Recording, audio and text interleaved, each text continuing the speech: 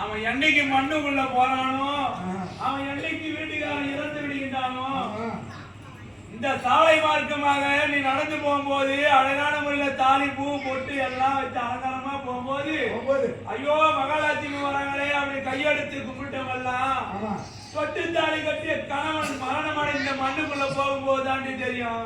என்னன்னு தெரியும்? ஐயோ கல்யாண கணவன் பொல்லாதான பொழுது ஏதோ வீட்டுக்காரர் இருந்தாலும் நாம நாகரிகமா வாழ்ந்திருந்தோம்.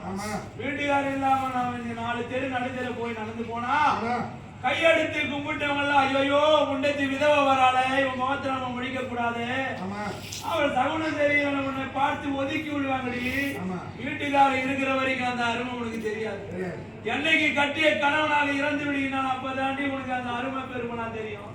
நான் இருக்கிற வரைக்கும் உனக்கு அந்த அருமை தெரியாது. என்னைக்கு நான் மண்ணுக்குள்ள மரணம் அடைந்து இந்த மண்ணுக்குள்ள போறேன் அப்பதான் கண்ணனுடைய அருமை உனக்கு தெரியும். ஒன்னுக்கு நல்லா இருக்கும் போது வாங்க சேர்ந்து வாங்க, நீ வந்து என் கூட சேர்ந்து வாழல. இன்னைக்கு அமர்கலமாகிய குருசேத்திர போருக்கு நான் என் தம்பி துரியதனுக்காக பறிந்து என் உயிரையே விட போறேன். என் பட்டு பொண்ணுருகி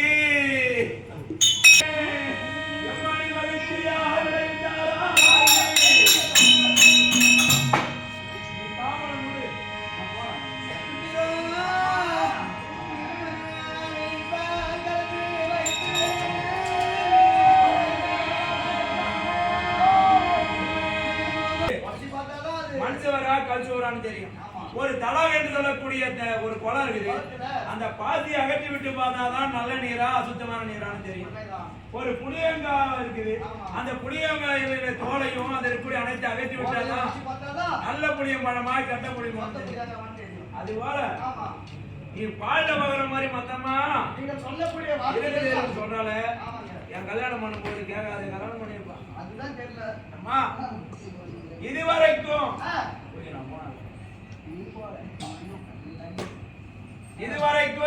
நான் என்னை பெற்ற தாயினுடைய பேரை நான் யாருக்கிட்டே சொல்லாத வாழ்ந்துட்டேன். அம்மா என்னை பெற்ற தாயாக இருக்க முடியாது யார் என்று நான் சொல்ல வேண்டுமானால் என்னுடைய குலம் குலாச்சாரம் அனைத்தையும் உங்களுக்கு நான் சொல்லணும்னா நான் சொல்ற ரகசியத்தை யாருக்கிட்டையும் சொல்ல மாட்டேன்னு எனக்கு ஒரு சத்தியம் வாங்கி கொடு.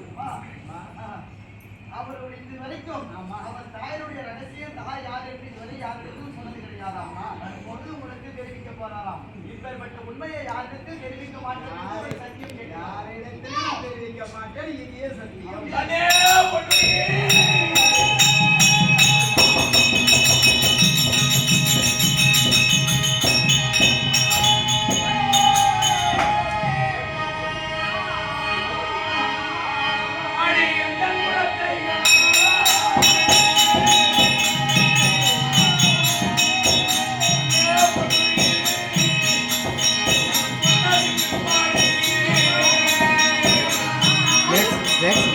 போர் அடிக்கிறது.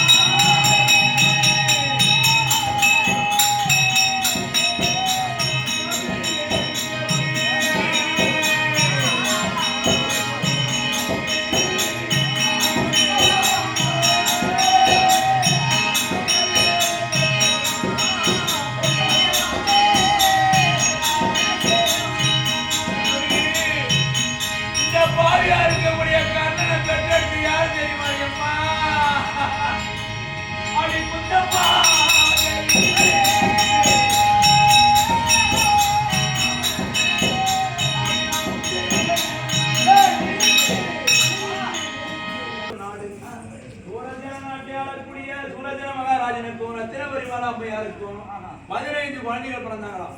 10 ஆண் மக்கள் 5 பெண் குழந்தைகள். 10 ஆண் மக்களே பெரியவர் வசுதேவர், 5 பெண் மக்களே பெரியவங்க பிரதாதேவி.